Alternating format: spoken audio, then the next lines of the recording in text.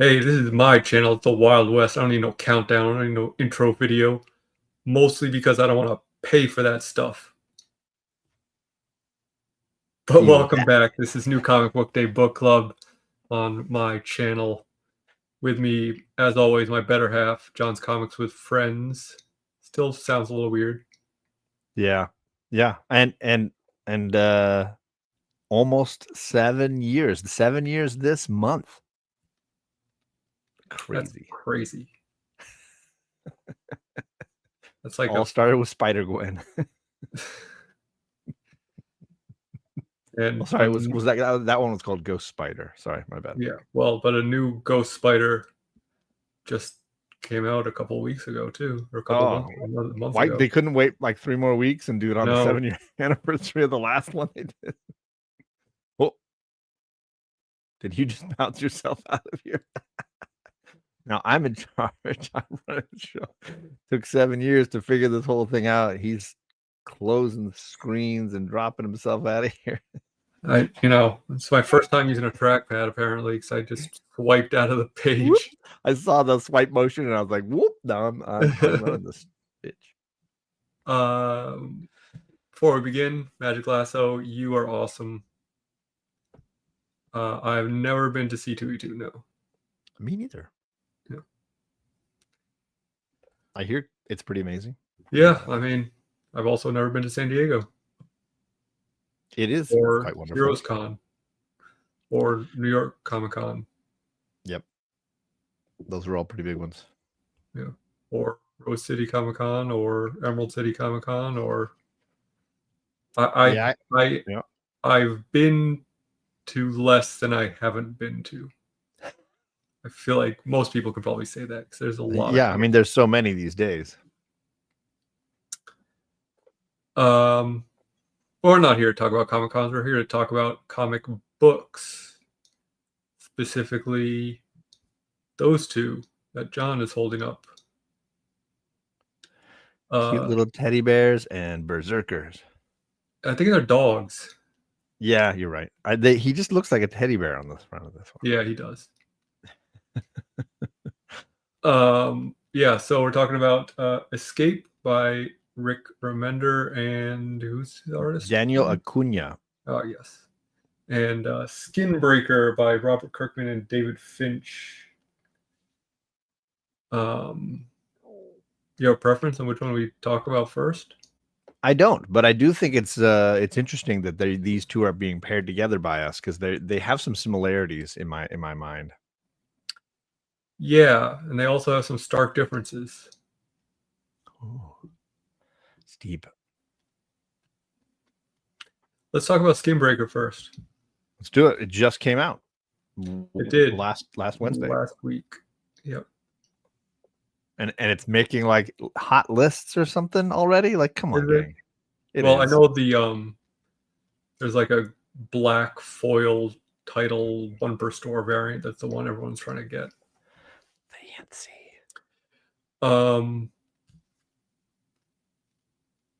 I will give a recap of the story, which will be very brief. This is one of the things these two books have in common. Yeah. Basically, there is this tribe or clan of these, I don't want to say creatures. Mystical warriors? Humanoids. Sure.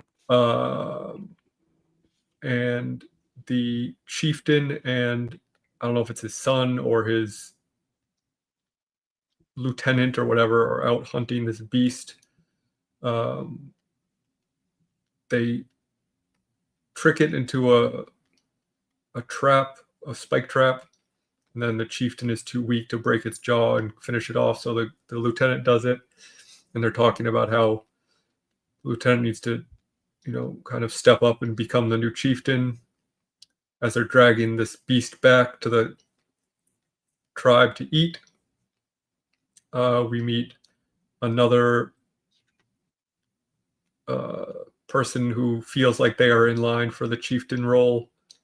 Kind of hints at the fact that he's going to challenge the chieftain because he knows that he has weakened they keep talking about the skin breaking ritual, which is they have this crystal sword that the light shines through, and children are born kind of with this I don't know. Interesting skin pigmentation. Yeah.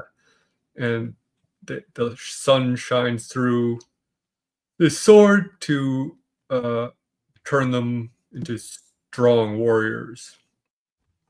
And the lieutenant's son has gone through many of these rituals without it affecting him. The other guy says, "Hey, do my son. He's so strong, even though he was just born." And they're like, "No, it'll kill him," but it doesn't, and he skin breaks, I guess.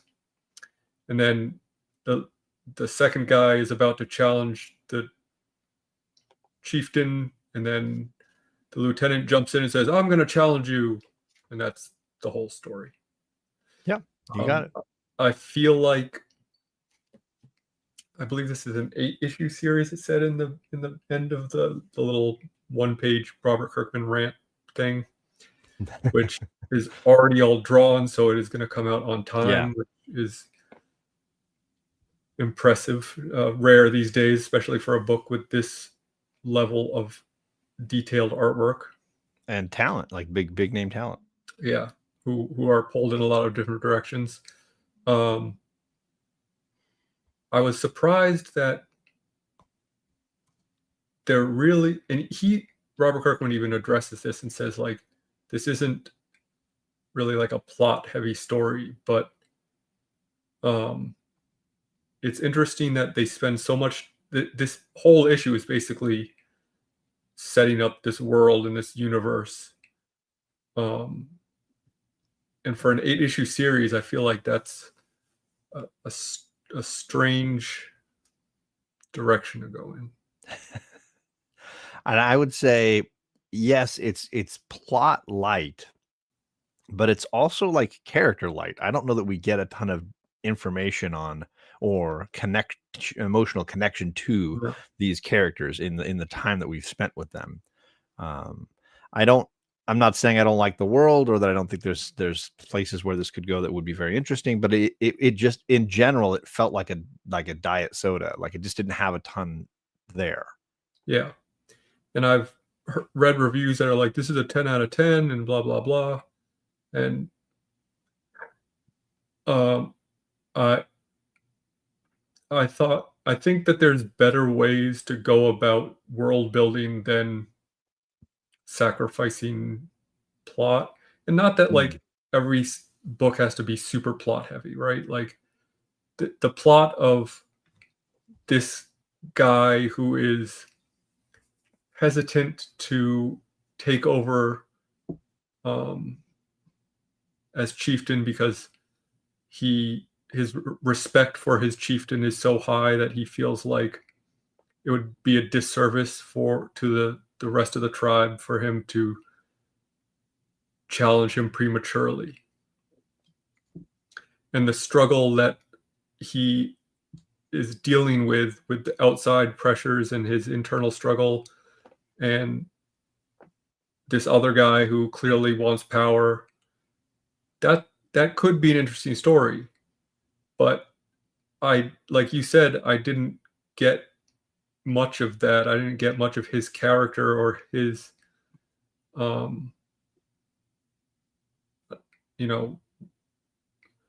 it's all very much like told to us. Yeah, and despite some of the interesting concepts like the blade and the sort of like cauterizing of the skin of the children, there's not a lot of like originality happening here either. This concept of a weakened chieftain and the lieutenant and the burly guy who wants to be the lieutenant, like this power struggle is not terribly original. No. And even the look of the tribe and the landscape, it doesn't, it just feels like, alt Savage Lands or whatever. Like for me, I was waiting for the hook. I was waiting for the thing that would make this like, I can't skip next issue. And Right. it never arrived for me. the last page, like, big twist cliffhanger is that the guy who doesn't want to challenge the chieftain, Yeah. which is like, okay, well, obviously that was going to happen. Like, there wasn't that moment where I'm like, oh, this is not what I thought it was, which I was kind of waiting for. Yeah. And I think over the last, I mean, since I discovered Walking Dead the comic, I've read a handful of Robert Kirkman issue ones, and most of them I liked, I think, better than this. Not that they all became series that I loved, uh, but I know I've talked about Oblivion Song and really being hooked by that, and the first couple of story arcs of that really, Mhm. really were enjoyable. Isn't he Firepower? Isn't that his too? Yep, which I I think liked. that's a wonderful book that I think the characters and the story and that universe hook you at issue one. So this one just, yeah, it In underwhelmed. Now it's, again, Invincible, not a obviously. bad book, just not a book that really hooked me. Yeah, and I want to touch on the art as well for a minute because Mm. it is David Finch is obviously super talented. The artwork is very impressive, but it's almost too much. Like, everything is at the same level of detail and the same level of line weight, where a lot of the pages just become like a blur of color and line to Mm. me. Like, it made it hard to kind of like grasp onto what I'm supposed to be taking away from the panel. And with the like 2-page spreads and stuff, like it is, and I guess they did like a treasury sized version of Oh, each wow. issue, Oh, which damn. um I'm sure is probably shows off the art a lot nicer, but it I don't know, it just became kind of white noise to me a bit. Yeah, and I can see that. I think his style is obviously, like you mentioned, sort of Jim Lee-esque, detail heavy. And I don't think it, there definitely are pages where I looked at it and I'm like, I can't see what I should be looking at here. There's just so Right. much That's what I mean. detail to it. I mean, obviously, if you take your time and really study it, everything makes sense, and nothing is like lines for the sake of lines, really. Like But it's if you look at the first, these first couple of pages here where they're hunting and they're running through the woods or whatever. Whoops, sorry. While I'm holding this up, um, I I just feel like it's not doing panel to panel storytelling because each panel has the same perspective, Mhm. and it doesn't have like, um it doesn't feel like it's being edited. It just feels like it's the same, like, designs. Everything seems like the same distance from the Yeah, characters. it's characters running, characters running, characters running, characters running, characters And running. I just feel like, as talented as he is at drawing, I don't know that the panel to panel storytelling is strong. It's just each panel on its own has a ton of detail and it has a ton of quality to it, but it's, for me, panel to panel, I wasn't feeling as if the story was unfolding, and I think we've talked a little bit about the gaps between panels, right? Those gutters where um movement happens, things happen, Mhm. right? And I didn't feel like there was any room for that. It was like, it was almost like Because all one panel. basically, like, every panel is just another step they're taking. Yeah, almost like a flip book or something. Yeah. And I think, so again, I like David Finch's art. I don't know if it added to the storytelling, if that makes sense. Yeah, I mean, in his defense a little bit in that regard, you know, what we, talked about at the beginning. What's up, brother John? Um, there's not a lot here, like, story-wise. Mhm. So when you're given a script, which is like 8 panels of these guys running away from a monster, I don't For know how me, closely they. I know David Finch is credited as a creator, but I don't know yeah, how much of I would that is think, coming up with the concept versus the story. yeah. I mean, I would like And to think if it gave you several pages of writing describing, all, describing all these panels of them chasing this creature, that's an opportunity to have like the close up of the foot or the splashing water or an overhead perspective, where you're shifting the narrative in a way to create the adrenaline experience of the hunt. right, And it doesn't or happen that build way. that anticipation of them hunting this thing and then having to run away from it, rather than just running away, running away, running away, running away, running away. It lacks, and I guess it's the film buff in me. It lacks an element of cinematography where Yeah, the lighting is strong and the detail is there, but like where they're putting the camera doesn't seem to add anything to the I mean, tale. I think that's like a pretty common thing in comics these days, where a lot of artists and they choose pretty pictures over storytelling. Hmm. It just seemed Uh, very painfully obvious here. yes, yes. I mean, it is on display here for sure. Um, And there was a little bit of that in like Rook Exodus, mhm, which we enjoyed to some extent, but I think it had the same vibe of like world building detail stuff that yeah, didn't necessarily like story tell as much. and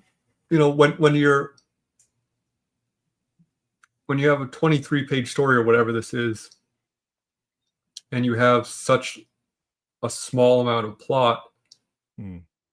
that gives you such this room to play with other things. And And pacing for me is a big one of them. right, or I know we always speaking of Rick Remender, we always reference the scene in Righteous Thirst for Vengeance with the Yes, bird, with the bird. This feels which like the antithesis of that. yes, they should have used these pages to do something. Like, it doesn't have Yeah. to be the same sort of thing, but Yeah. you have all this space to work with because you are foregoing. It's not like, oh, every page is packed with word bubbles because in narration, because we have to get this really dense plot through to you. And it's just this opportunity that just they didn't take, and it's a shame because it could have been so much more interesting. Right? And especially with the art being so impressive as far as drawing goes. Yeah. um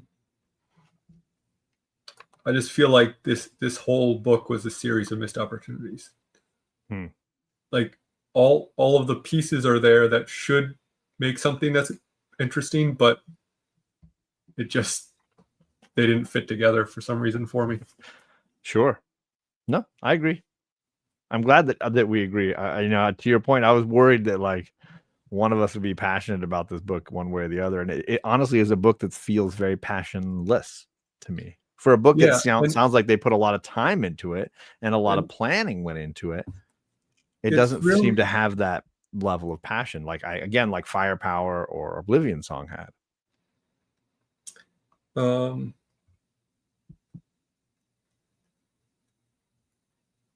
forget where he said it, but um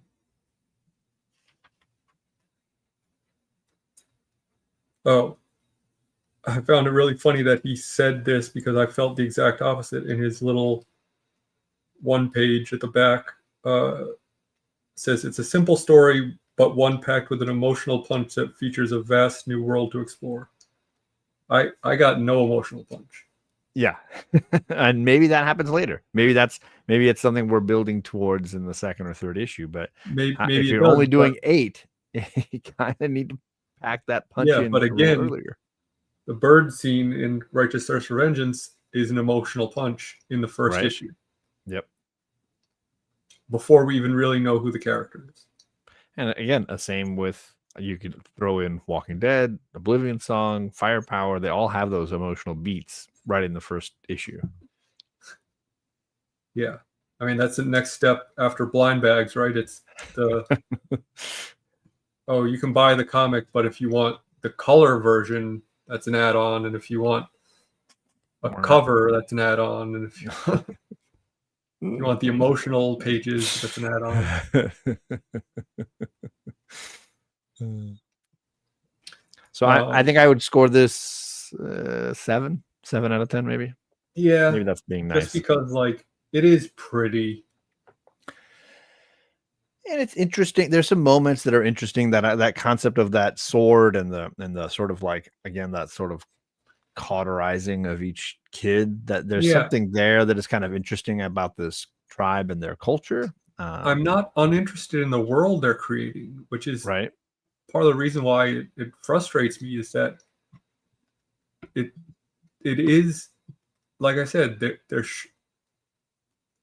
building blocks for interest are there. They just didn't build anything with them. Just maybe a little harsh, but or accurate. Yeah. Welcome to this show. Those who cannot do, criticize. Also fair. So yeah, all right. I'm not planning on getting the next issue, but if somebody tells me that it just gets better and better and better, then maybe I'll when look it's only into 8 issues. Like, I'll pick up a trade eventually, or from a library at least, or something, just to read it. But it's not like a huge time commitment to read it. But I don't need to own the series. No, I'd rather go back and get the next trade I missed on Firepower or something. Yeah, because I know I'm behind at least 1 or 2 trades on that one. We know that we enjoy to a point, at least. Right. All right. Well, next up, Escape.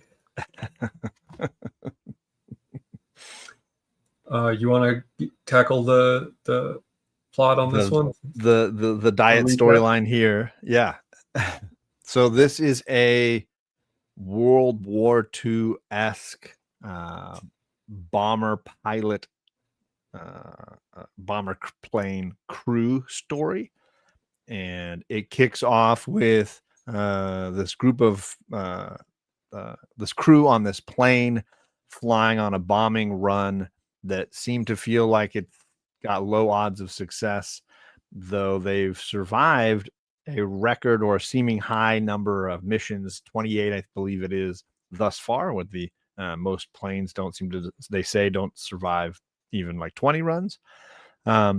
They are doodling on some propaganda that does remind us of, Hitler's Germany in the visuals. This is a is it amorphism? What's it called? No, where it's like animals as people. Yeah. Is that the word? Did I use the right word? Something like that. There's a term for it, right? Yeah, I want to say Animorphs, but I know that's a book series. And they all seem to be various breeds of dog, whether they're on the Allies or on the the Germany side. And they even say like goose stepping at one point, so clearly they're supposed to be Nazis. Yeah, but they don't call them Nazis. Yeah, more of a democracy versus fascism thing, if you prefer that analogy. And so this crew is anthropomorphic. That's the word I wanted. Thank you. They're flying with a few planes protecting them, and most of the book is this flight. Their wingmen get taken out pretty early, and then they're kind of on their own. Their ship is getting injured, taking a lot of fire, and the crew is trying to do their best to defend themselves so that they can make this run, even though they feel like turning back might have been the better choice. They all stick to it. Specifically this pilot, who's like, no, we're going to do the job. And they notice that the big gun that they're trying to take out is been placed in the middle of residential area, so there's a lot of civilians in and around the target. They fly over and they tend to hit more civilians than the target and feel that they can do and should do better. And of course, this angers the soldiers on the ground who take off to try to stop them. And they decide they're going to make a second run. So they turn back around to try to hit the target on the second fly through. They've lost a lot of people in the ship. They've been taking a lot of injuries. They've got a belly gunner, one of those like ones in the like rotating ball thing. I always think of, what is it? Amazing Stories or whatever, when the guy gets stuck underneath and they can't. I don't know if you ever saw that movie or that show. Kevin Costner, was he in that? I think he was the pilot in that. So they're flying back over. They're getting close to their target, but then, of course, one by one, most of the crew gets killed. They're doing their best, but it is dire straits. Finally, the last two members decide they're going to jump out and bail out. They pack their gear on themselves, but the first guy has to get shoved out the door, and it seems pretty clear that he is not going to make it to the ground, even though his chute opens. And lastly, our hero decides, he's got his picture of his gal. He stuffs it into his jacket, and he jumps out as the plane goes down. He tries to aim it at the target they want to hit, but doesn't really seem like it's going to work out. His chute takes some damage, but he still lands relatively well in the wreckage of the city they just bombed out. And the last little bit is sort of him on the run as the ground forces start closing in looking for him, and he's hiding in the rubble. And they know that they're looking for the pilot or a member of this crew that just laid waste to the civilian sections of their city. So they're looking to get a little revenge. And the first half of the book is their approach to their target, in Correct. which they are having, kind of a political debate about the, evil versus the enemy. Yeah, the enemy, and are they really bad? Do they really deserve to be killed? And one guy has the mindset of, oh, they kill us, so we should kill them. The other guy has the mindset of more like, a lot of these guys don't have a choice. They're forced into it to protect their families or whatever. Right.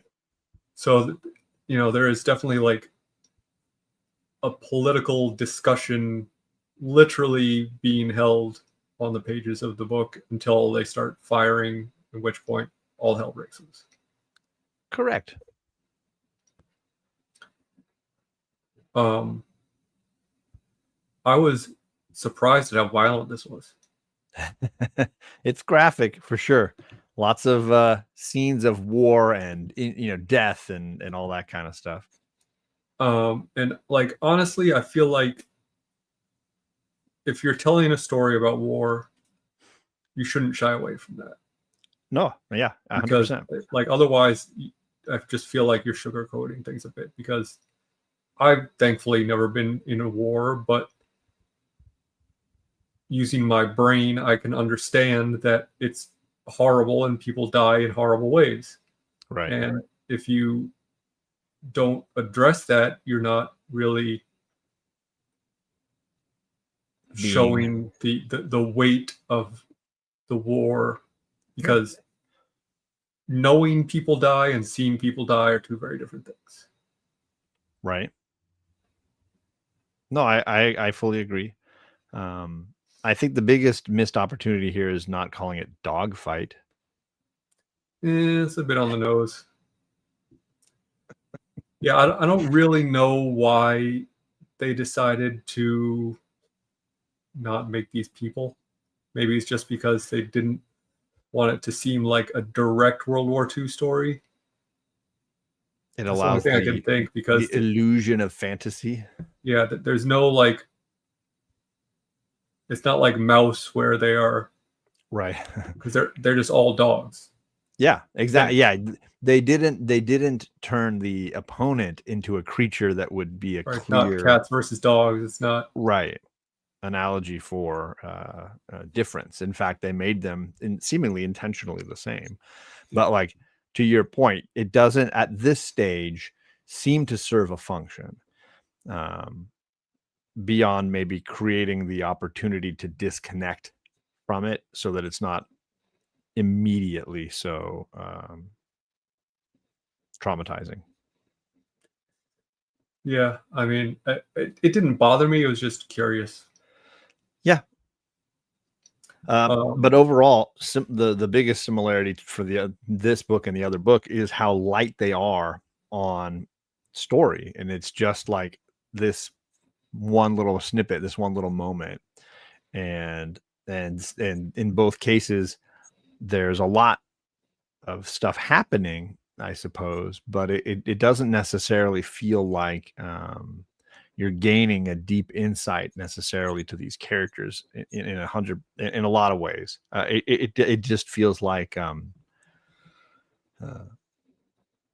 don't know the right word I'm looking for. It doesn't feel, it's not that it's feeling rushed. It just feels like there's not a lot of time for things to breathe, I guess. Yeah, I think in this story though, it is more appropriate. Oh yes, 100%. Because Yeah, because it's happening like in the heat of right, plane to plane once the battle. bullets start flying, Yeah, you can't slow down. You shouldn't feel like there's room to breathe because there isn't. Yes, and I think that's the biggest difference between these books for me, is that one was exciting and one wasn't. Like once the battle starts in this, I was fully engrossed.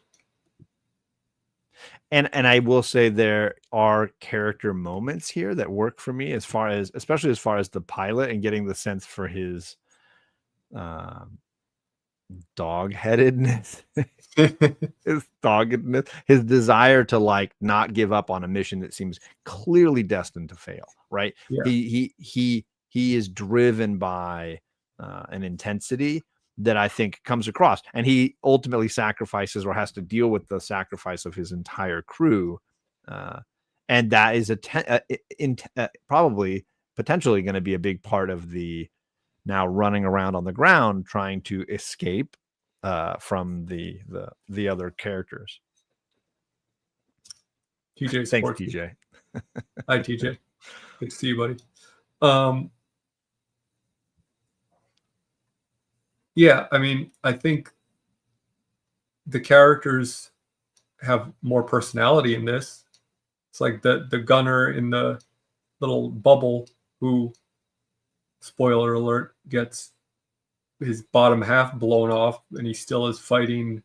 Yep. Despite that, for a little while, he makes the comment, which made me think maybe he's a cat and not a dog. Because he says, I had moments of doubting it just because of the way they were, the phrases they were using. I was like trying to look closely, like what kind of animal is that? Because he said, "I've used up my 9 lives. I'm going to borrow one of yours." Yeah. Or something like that when he's firing. But I think the captain also realizes that retreating is a fool's errand because they're going to get shot down either way. So we might as well press forward to, at least, because he says, like, if we don't do this now, they're just going to kill more of us tomorrow. Right. And he is very aware that because of the fact that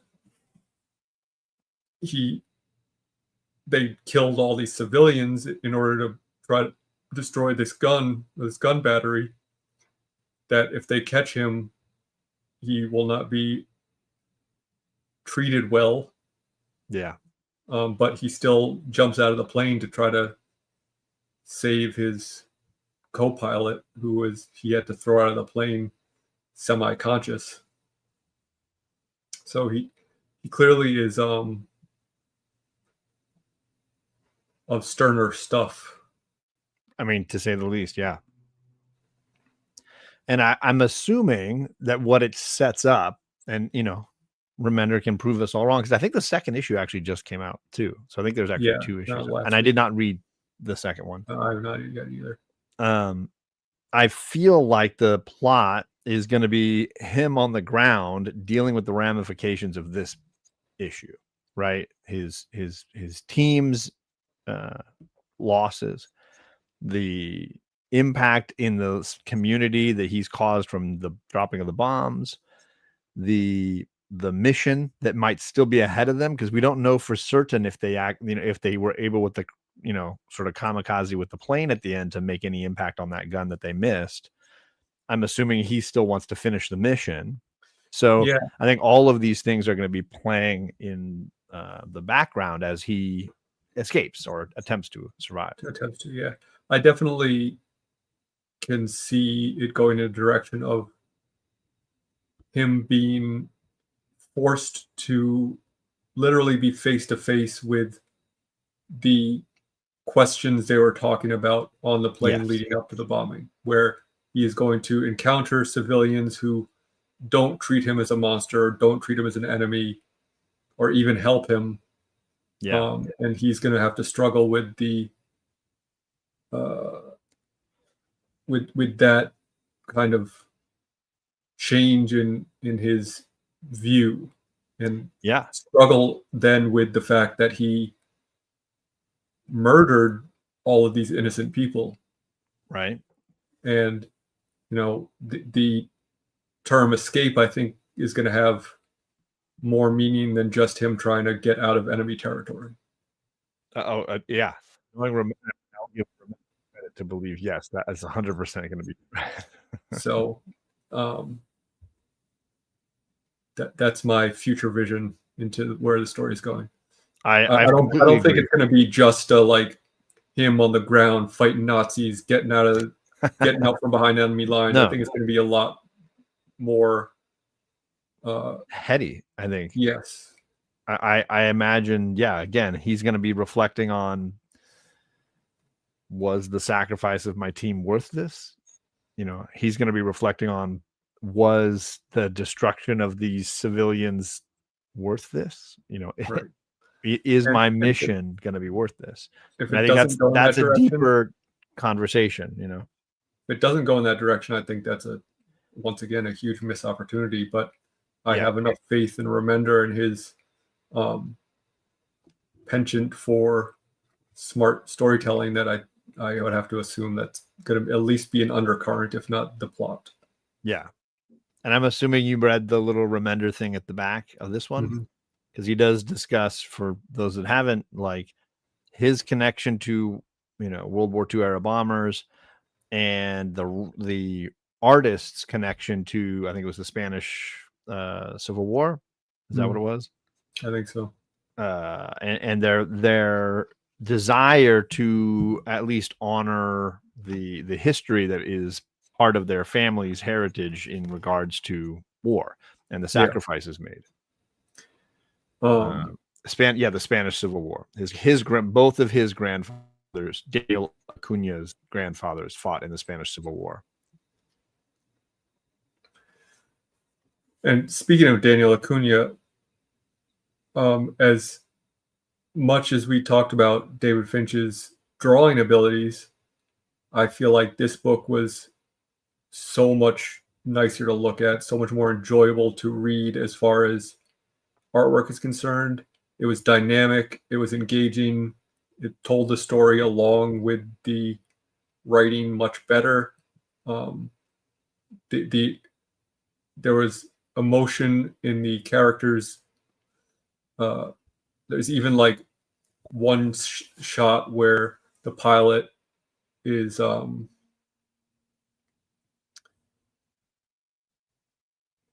I think it's after he realizes they're going down, and there's just like this subtle vibration around him.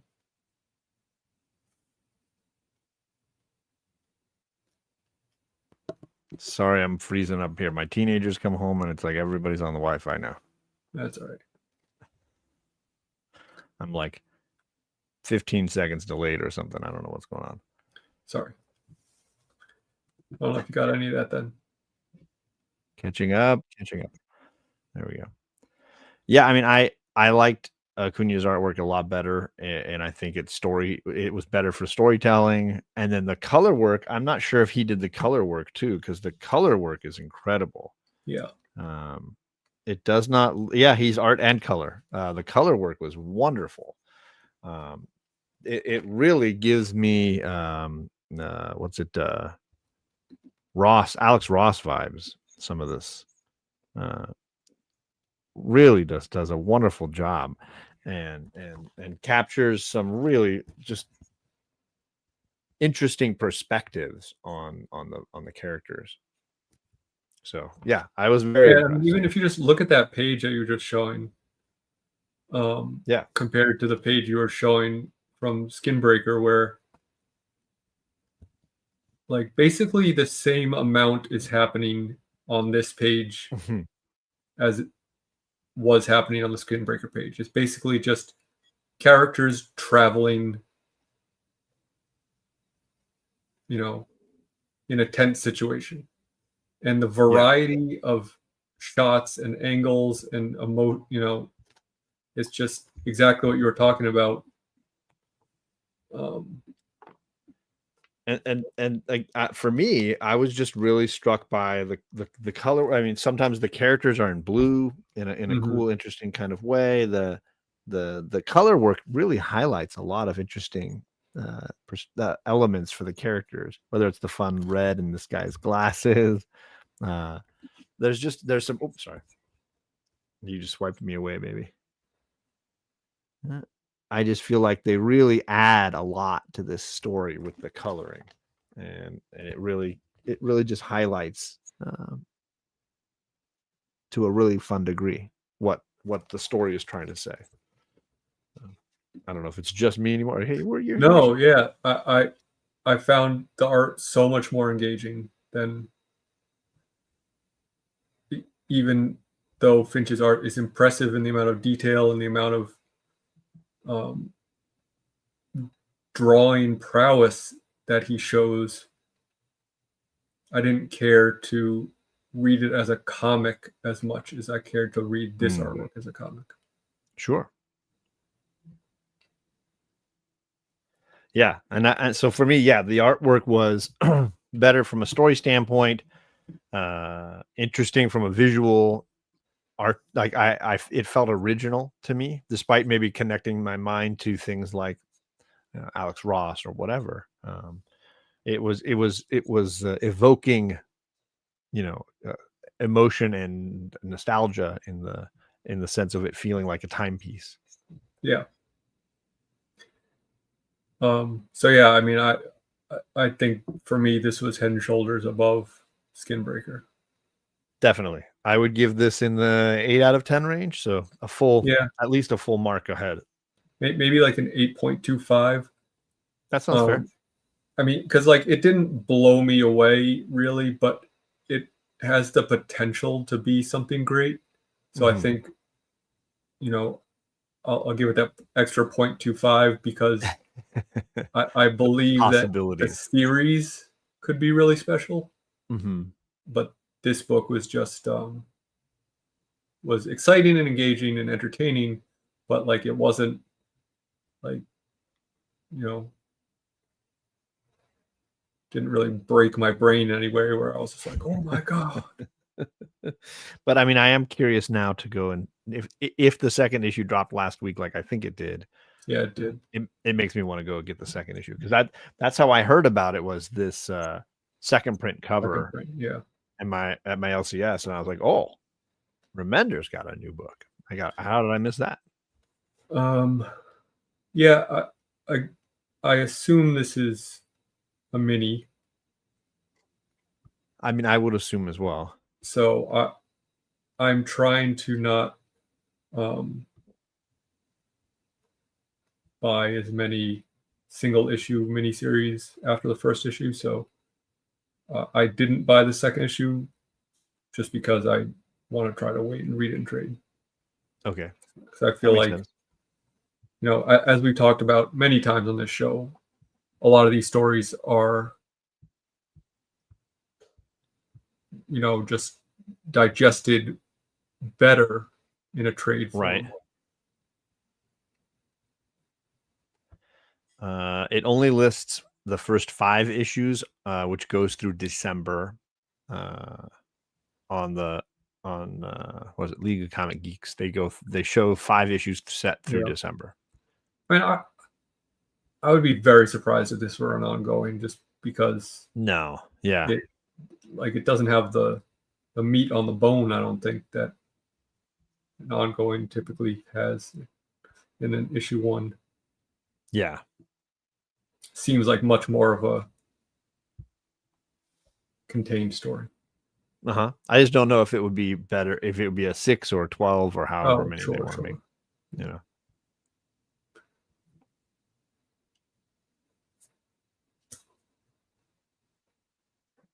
So that would be my recommendation if you're looking for an indie of these two.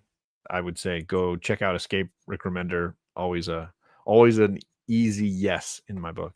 Yeah, for sure. I would have a hard time recommending Skinbreaker to somebody. Yeah, I don't think I would. But again, it doesn't preclude the idea that it could become something at the when the emotional notes start to hit.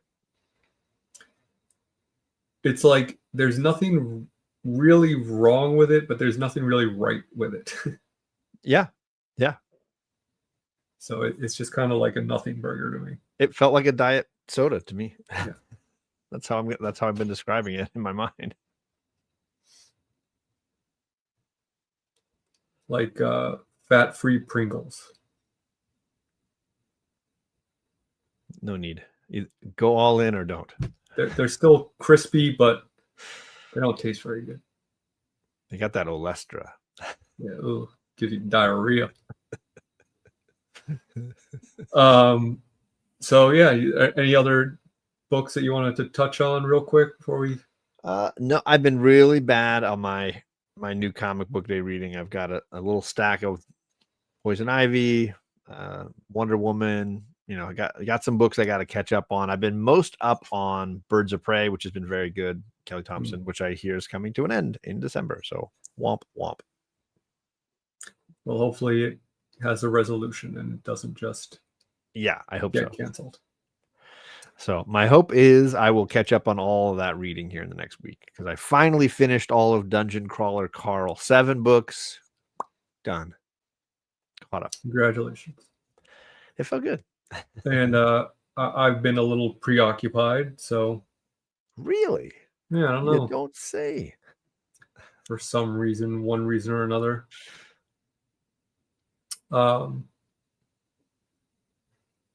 So yeah, I'm absurdly behind in reading books right now. Same. Yeah, I'm Poison Ivy. I'm probably a full year behind. I'm gonna sit down maybe at some point this next week and just plow through the last year of. I mean, those issues don't take very long to read, so. They don't, and with Wonder Woman and Poison Ivy, it was a good stopping point. Like the first major arc, concluded, and it was like, okay, I can catch up on the next arc. Kind of take a break on these and read some other stuff. Yeah, like 7 books of a series. Yeah, power through a ton of novels. Although I do have Project Hail Mary waiting for me as well. You got to stop reading these books without pictures in them. Tell me about it. Or just do what I do and just audiobook them. If I had a way to do that regularly, because I don't necessarily feel like I'm doing other stuff and then listening to books very easily. Yeah, I find it pretty easy to do in the car, but it definitely, chops it up a lot. Yeah, you'd need a commute that really could handle that. Yeah.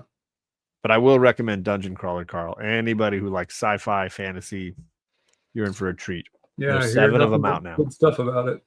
Yeah, and I hear the audiobooks are great. I only listened to like a chapter and a half, maybe. When JP was out to visit, he was playing some of them for me in his rental car, and it was good. But I obviously only got a snippet. Yeah. Well, cool. You have anything you want to plug? No, I've videos are dropping, things are happening. You're going to be down here in a couple days. I will be, in fact, yes. Or you may Saturday see Eve. some Instagram posts of John and I mucking it up together. Deal with it. Hashtag deal with it. Well, now you have to use that. I hear Orlando is going to be kind of stormy. A lot of rain. Yep. All right. There's some hurricanes that are right off the shore. They're not supposed to hit us, but still, I'm sure it's some tropical precipitation from that. Is it still like muggy, warm, like Florida? Oh, yeah, I'm still in shorts and t-shirts every day. It was like 80, 88, 89. I don't mind being out in tropical rain. Like that's a nice feeling. Yeah, cold rain that's the pits. That's but pits. Yeah. Alligators are scary, but most of the ones by me are very small. Magic Lasso said alligators are scary.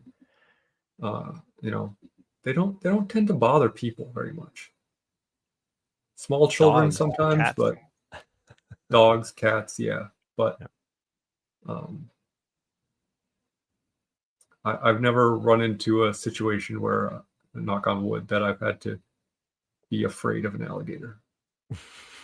Fingers crossed, man. Yeah, I'll try to stay the same. I mean, it'd be a very Floridian way to go, I guess. But you're a masshole. Come on. Yeah. What's a masshole way to die? Getting rubbed out by the mob. A car accident in the Big Dig. Yeah.